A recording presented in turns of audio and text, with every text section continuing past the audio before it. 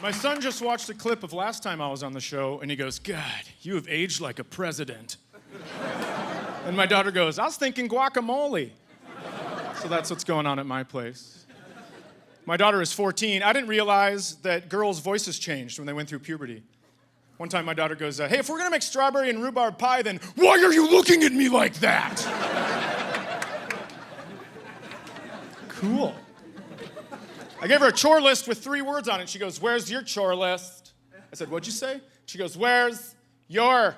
She slowed it down like I didn't hear her. And I said, you know, everything in this house that happens to make it work, subtract the 3 things I asked you to do, and that is my chore list.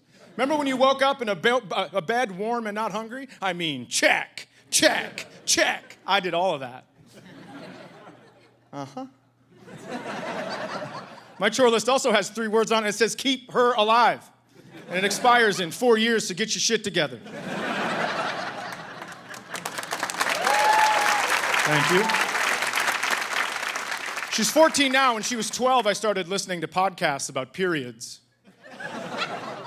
I'm sure I'm on a list somewhere, but I just didn't want to send her to her mom's house with all those questions. You know, like, that's a question for your mother. You know where to find me if you want to play catch. One of the podcasts said when you're showing your daughter how to use the applicator on a tampon, you push the tampon into your hand. And I thought, all right, my hand's been a vagina. That makes sense.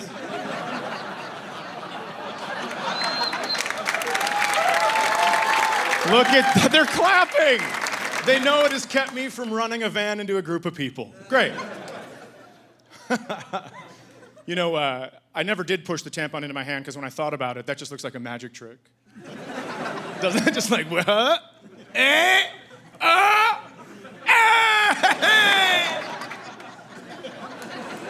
Where's the tampon? You better find it because toxic shock is real. My daughter had her first period at my house, and she goes, Dad, a couple things. Number 1, got my period. Number 2, don't want to talk about it. I said, number 1, great. Number 2, greater. She said, we have to go to Mom's house because she bought me some stuff. And I said, no, dads can buy things. So I brought her upstairs, and I opened the closet next to the laundry room, and inside was 1 box of all of each of them. Every single kind that they make. I did. I walked down the aisle, and I go, oh, that's different. That's different. I mean, I'm not some dumb dad that thought I was going to go there, and there was going to be a box that said daughter's first period with a donkey and a cowboy hat winking at you like, you got it. You can get it. Get it. So I told my daughter, I go, that's all the ones they make right there. That costs $217 where I live. And if you can't find what you need in there, I'm sorry about your square vagina.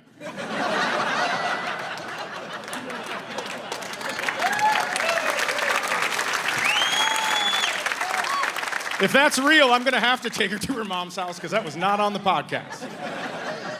So she grabbed it and she goes, it's right here. I know what I need. Gah! And she walked away. And then I brought back $211 worth of tampons. And that's an awkward exchange, right? I had to go in, get an empty cart, bring it out, fill the cart up, and bring it back in. And I get to the return counter, and the guy isn't looking, so I go, mm-mm. And he goes, all right, checking out? And I go, checking in. And his face just melted, and he goes, oh my God, what happened? That's a very valid question, but I panicked, and I went, she said pancake mix. Thank you guys very much.